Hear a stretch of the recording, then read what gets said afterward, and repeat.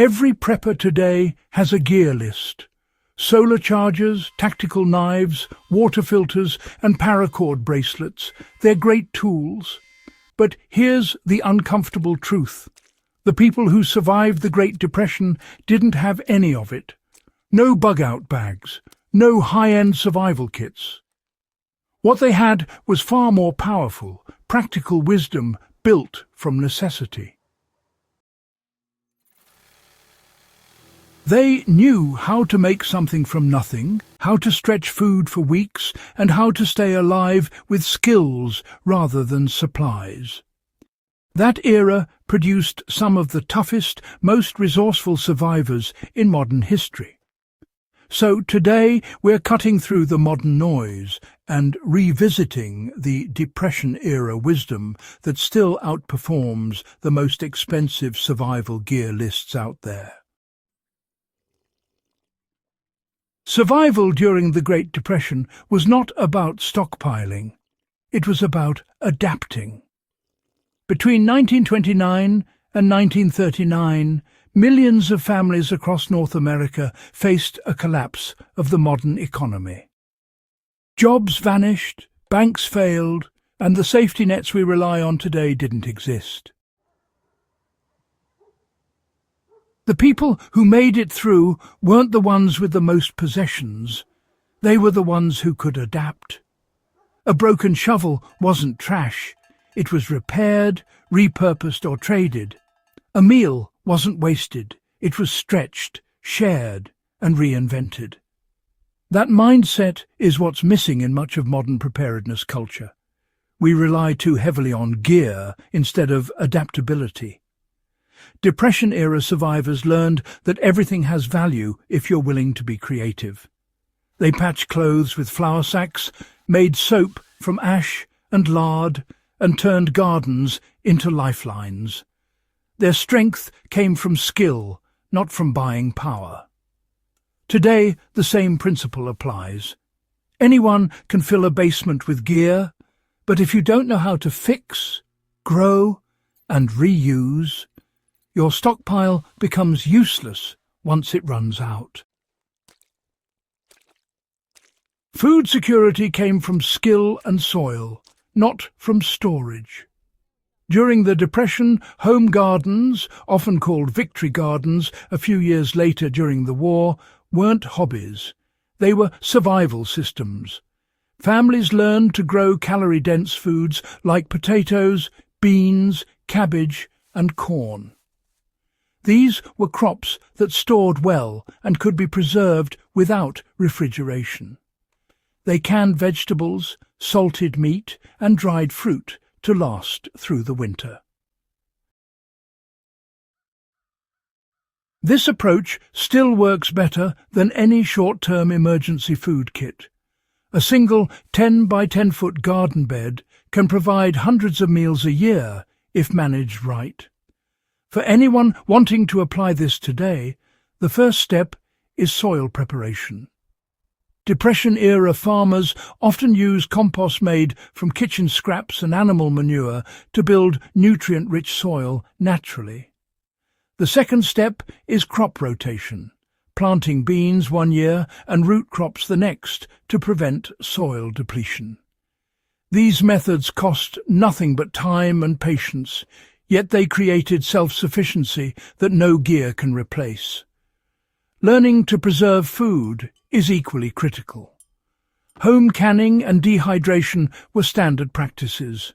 Even without electricity, people use sunlight, salt and smoke to extend the shelf life of what they grew. A survivalist today can replicate this by mastering simple canning techniques, building a small smokehouse, or learning to make jerky and hardtack. Resourcefulness replaced consumerism as a survival philosophy. When every penny mattered, creativity was the true currency.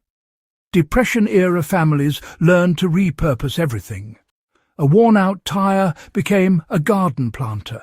An old coat turned into a blanket. Even the concept of throwing away was foreign because scarcity made people inventive. This wasn't just about frugality, it was about survival engineering. One powerful example comes from rural families who built heating systems using nothing more than bricks, sand, and a wood stove.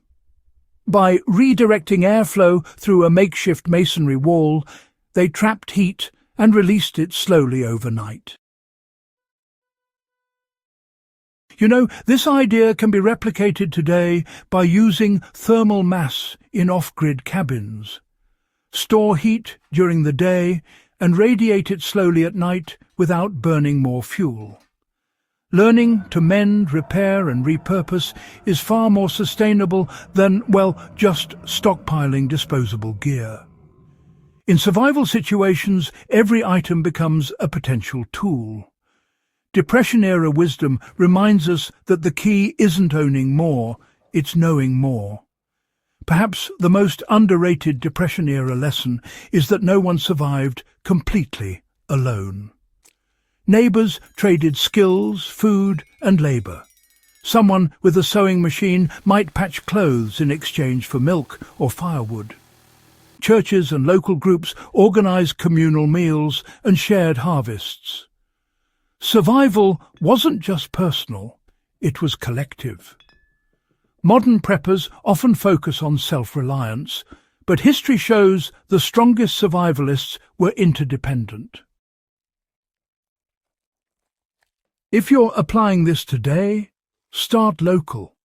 Build relationships with people who grow food, fix machinery, or have medical knowledge. During crises, whether economic or environmental, trust networks replace supply chains. Depression survivors didn't have Amazon deliveries or emergency services. What they had was community resilience, and honestly, it worked. Even small steps matter. Learn a trade and exchange skills, start a local barter group or tool-sharing system. These social ties are as valuable as any physical supply. When the Depression hit, it wasn't the wealthiest who survived. It was the most connected. Waste nothing, want nothing was more than a saying. It was a way of life. The people of the 1930s treated waste as failure. Food scraps went to animals or compost. Water was reused for washing or gardening. Everything had a second life. This principle of total resource use is one of the most valuable takeaways for anyone serious about long-term sustainability. If you want to apply this, start by tracking what you throw away. Can it be reused, repaired, or repurposed? Learn to make soap, candles and cleaners from natural materials. Grow herbs for medicine and flavour. The more you can produce from what's around you, the less dependent you are on fragile systems of supply. That's how Depression-era survivors thought. Autonomy through efficiency.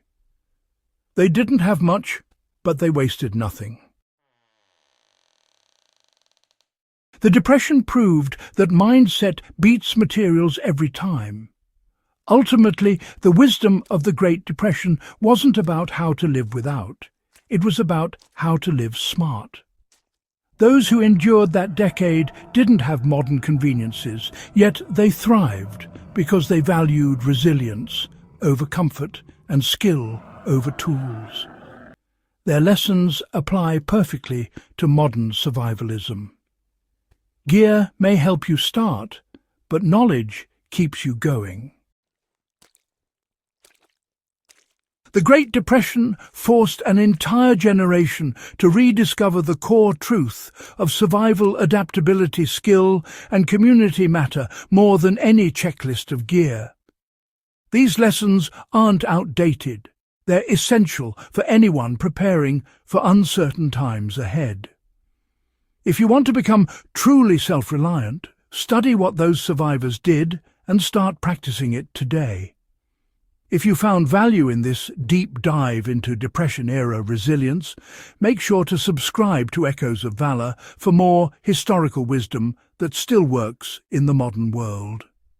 Share this episode with anyone who believes survival starts in the mind, not the wallet, and keep history's lessons alive for the next generation of doers, makers, and survivors.